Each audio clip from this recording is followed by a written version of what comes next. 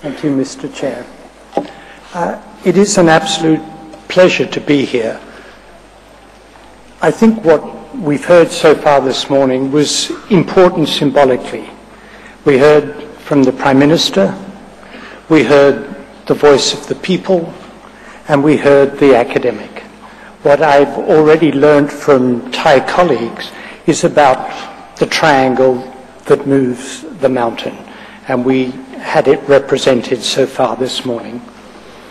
When we began the Commission on Social Determinants of Health, we said that we wanted to create and foster a social movement. This National Health Assembly is a social movement. I said to the Chair last evening, the reason that I came was precisely because I wanted to learn from what is happening in Thailand, and I wanted to be able to use Thailand as an example as we try and promote the uptake of the Commission in the rest of the world. Next slide, please.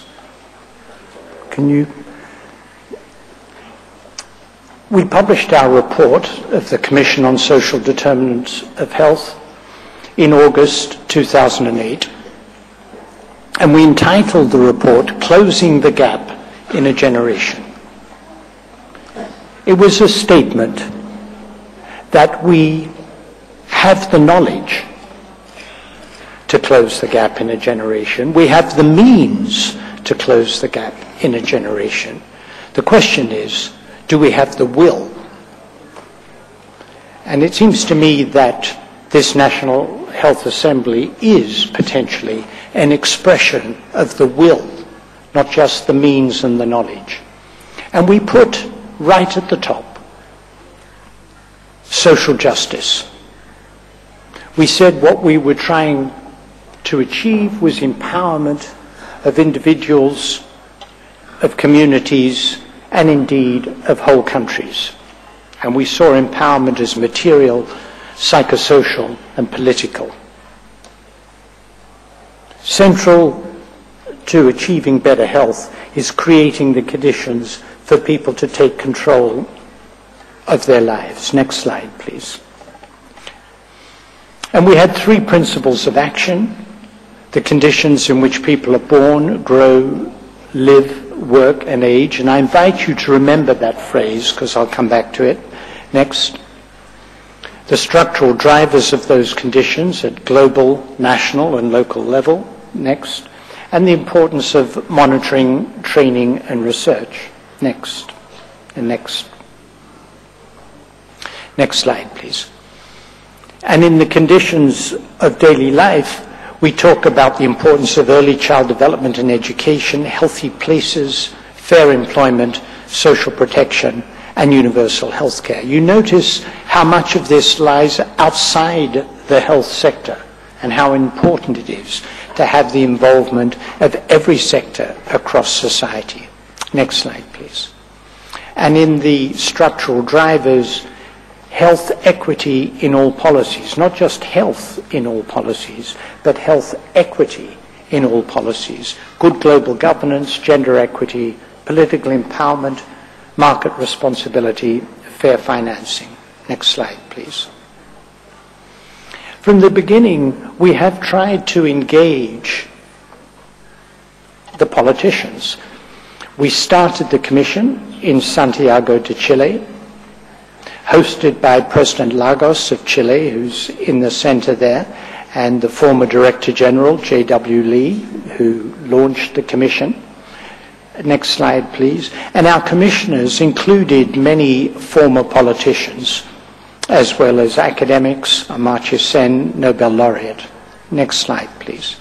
And when we published our report in August 2008, and I had the honor to hand the report to Margaret Chan, the Director General of WHO, and she said, this ends the debate decisively. Healthcare is an important determinant of health. Lifestyles are important determinants of health, but it is factors in the social environment that determine access to health services and influence lifestyle choices in the first place. And as we've tried to promote uptake, I have indeed engaged with civil society, but we've also been trying to engage with the politicians. I handed a copy of our report to the Indian Prime Minister, Manmohan Singh, who said, "What would you like me to do?" And I thought, this is the Prime Minister of 1 billion people, and he's asking me what I would like him to do.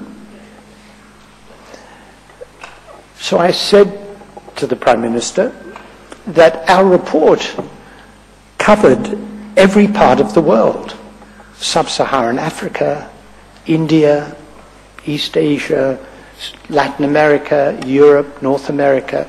It was impossible to frame recommendations that would be suitable for every different setting.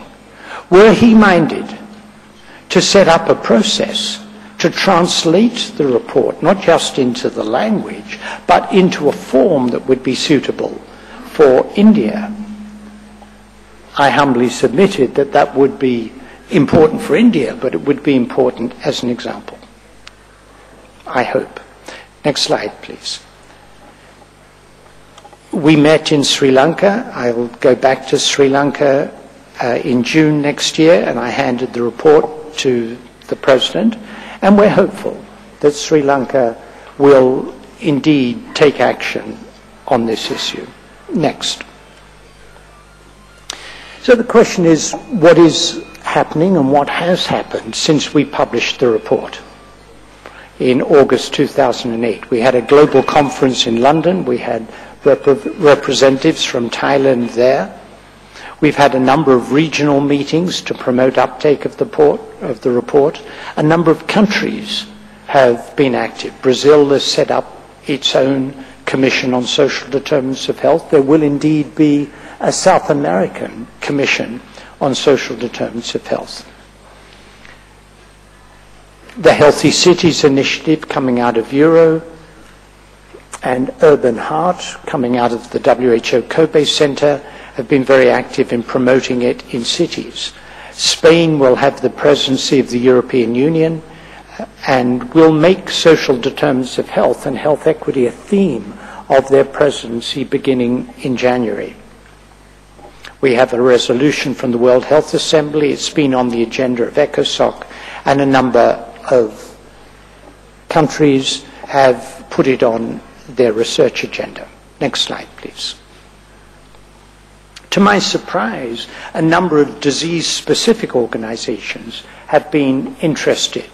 Just looking at my diary for the last few weeks, I've spoken about social determinants of health to organizations involved in hypertension, violence, mental health, alcohol, obesity, urban development, the Mediterranean diet, international development, and research, all interested in how the social determinants of health impact on their disease-specific concerns. Next. I want to just touch this morning on two issues to which social determinants of health are highly relevant. The first is the economic crisis and the rise in unemployment for unemployed and informal workers. Next slide, please. This is the percent of unemployed workers not receiving unemployment benefits by region. In the rich countries in Europe, we look at the economic crisis and we wring our hands and we say it's terrible, there's a rise in unemployment, but people get unemployment benefits. In the rest of the world, that's not the case. So a crisis that began in the United States and Britain and then spread to the rest of the world creates inconvenience in the rich countries and creates tragedy in low and middle income countries. Next slide, please. And if we look at, if you can see it, regions of the world that have various forms of social security schemes, what we see is these are sadly lacking in many parts of the world. So as I said, a crisis that began in